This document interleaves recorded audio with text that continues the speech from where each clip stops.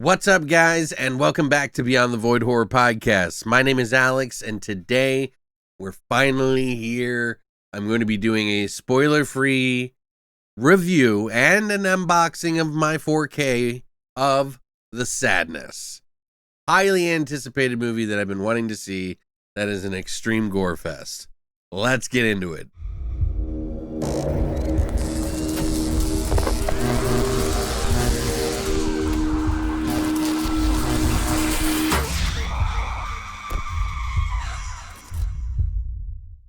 So yeah, I saw this trailer for this bizarre movie that was made in Taiwan, and Taipei in particular, by a man named Rob Jabaz, who is actually a Canadian person as well, and I guess he lives in Taiwan.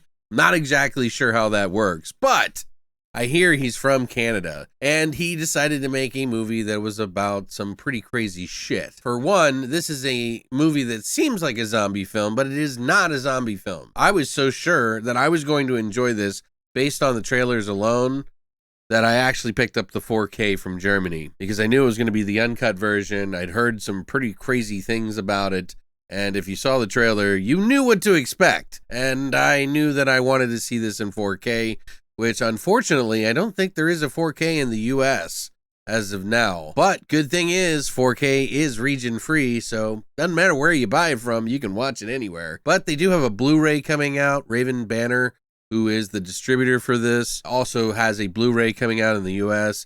And of course, it's going to be hitting Shudder in May 12th. I'll be doing an unboxing, kind of showing you what the media book I got from Germany that I ordered from Cape Light, so that you can kind of get an opinion. I'll put some links down below for you to get wherever you need.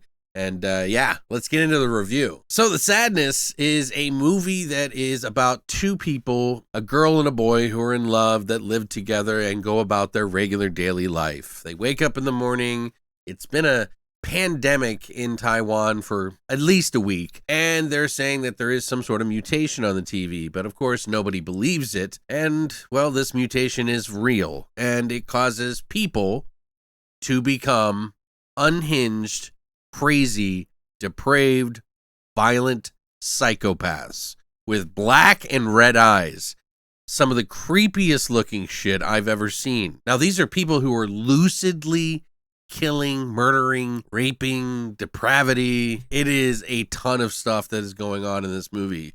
You have to keep in mind now, the story is that they cannot control the urges to do this. In fact, they enjoy doing it. So there's nothing that they can do about it. They're pretty much just trying to get as creative as possible with how much depravity they can, because it's cut off a portion of their brain, and they have become just these sort of drones, but they speak when they kill, and it's very unnerving. This is some of the more violent shit I've ever seen, and by far one of the most violent films of the year. Now, this is going to have sexual violence in it, so if that kind of thing triggers you, this is definitely not the movie for you. There are many moments in the film, guy or girl, and they get pretty creative with it, that happen in this film. But again, this is not a real film, but I understand that people get triggered by it, so if it's not for you, I would skip it. But for those of you that are not bothered by that and not necessarily enjoy it, but understand the concept and want to see where crazy people go, because this is like pure evil, like pure cruelty in a lot of ways. And there are some very big showpieces of gore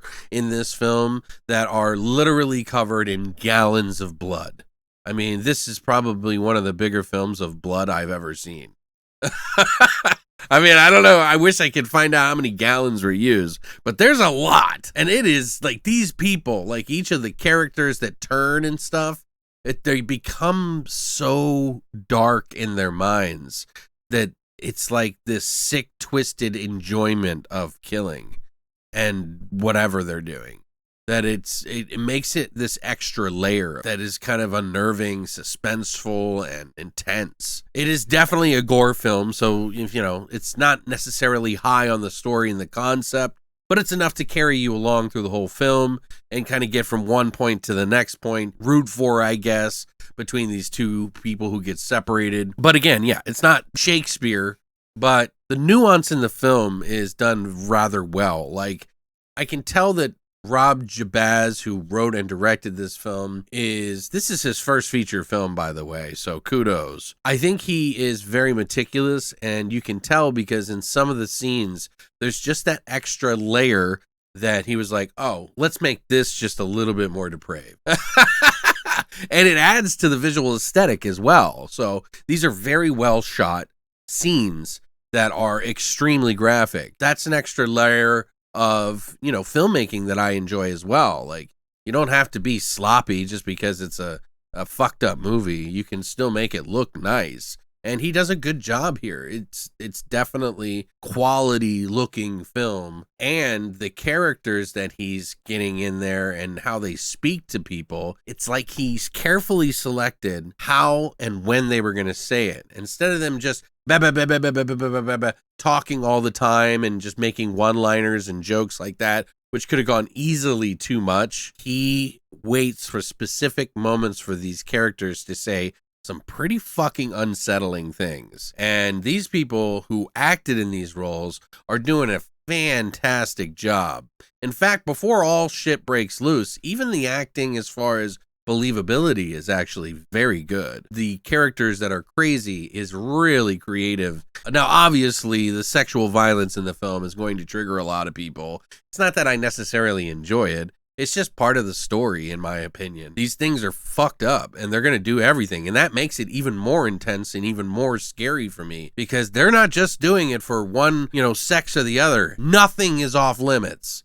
But yeah, this is not going to be a film for everybody. This is going to be a film for gorehounds. These are going to be films for people who liked some of the early 2000s movies. These are going to be people who like zombie films. I personally like the fact that it isn't a zombie film and it is the mind, because the mind is a pretty scary place to go if all you do is tweak one little thing, and it can make anybody go crazy. And the fact that anybody, good or bad, becomes this evil, depraved thing is very scary. There is a comic book that I started reading before this just because of this movie called Crossed, and it's not based on it necessarily, because I've been hearing a lot of people say that, but there are some similarities in it, and he wanted the characters to talk a little bit more in this movie instead of treat them as much as like zombies, and I get that. I think he did a good job here. In fact, it reminds me of one of my favorite Canadian films that I've ever seen that came out in 2007. I talk about this shit all the time on the podcast.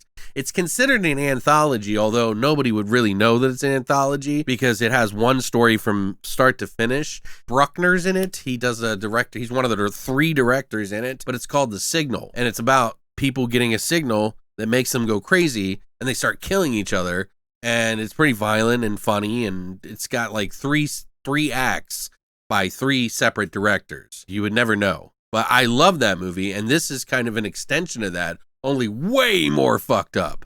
If you like The Signal and you wanted something a little bit more depraved, well, here you go. But yeah, this is definitely an 8.5 or higher for me, because it is an exploitation film that is trying to, go as far as it possibly can with the subject matter that was written for it. And I would love to see another film by Rob Jabaz in the future. I think that he's definitely talented. This is his first feature film, and man, what a way to come out the gate, just slamming your fist down on the thing.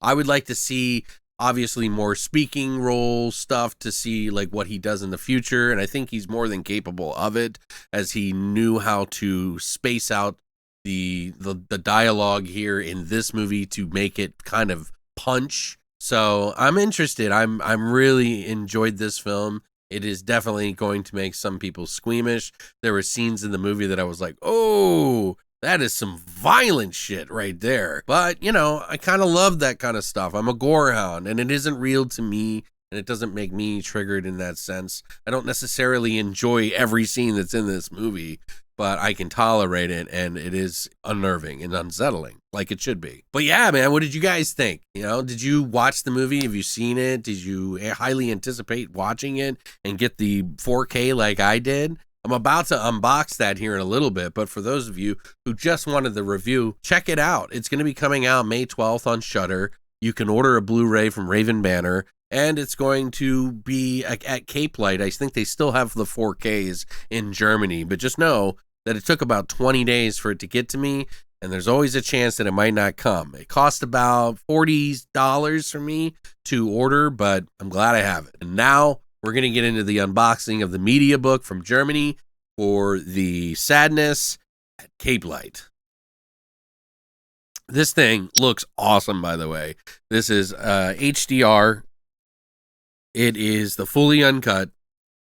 It comes with all the extras. There was 2 extras in the movie that I couldn't understand necessarily because they were spoken in Mandarin, and I didn't understand Mandarin, but it did have the German subs. But there is 2 interviews with Rob Jabaz that are in here. One that is some sort of podcast or whatever that had seen the movie in Taiwan, and they do an interview and everything with it.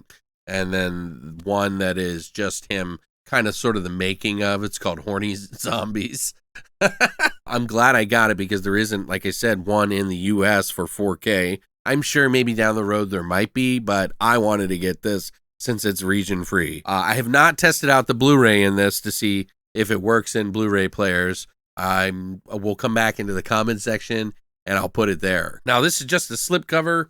It's some promotional stuff. On the back, you get your regular stuff. I would like to keep it on there. I always keep this stuff just so that I have it because I'll never sell this. I'll always have this. But it's an actual book. And if you see, we got the spine here, which looks really nice. You got a picture of one of the main stars in the film who has a really epic moment right there. Got this thing opens up into a book, which they've got one entire picture across the whole thing, including the disc. As you can see, there's a shadow here from this thing on the top here, all in German from an article in Deadline magazine in Germany.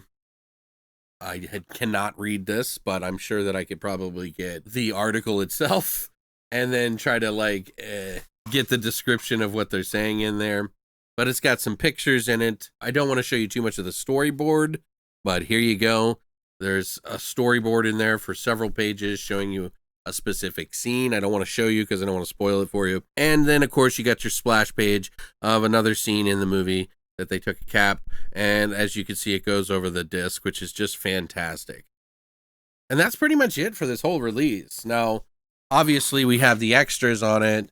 They have the special effects score and everything in it. They also have another one about the set design and how they designed the set, which are really good, by the way. And then the 2 documentary sort of things with the director about the movie and why he decided to do it. It's pretty interesting how he came up with this idea because his first initial reaction was that he was told to make a zombie film and he was like, oh, that's boring, let's do something original. So he started writing and came up with this idea. I don't think we're going to see the last of Rob Jabaz, and I think he's got a lot more up his sleeve that is going to pretty much drive us crazy. So I'm hoping to see more from him in the future. I don't know what to expect. They don't talk about that in here, but I am definitely glad to see this Sadness, and it's definitely going on my top list this year. What do you guys think? Did you order this copy? Let me know what you think in the comments section down below. Thanks for coming by, guys, and as always, long live the boys.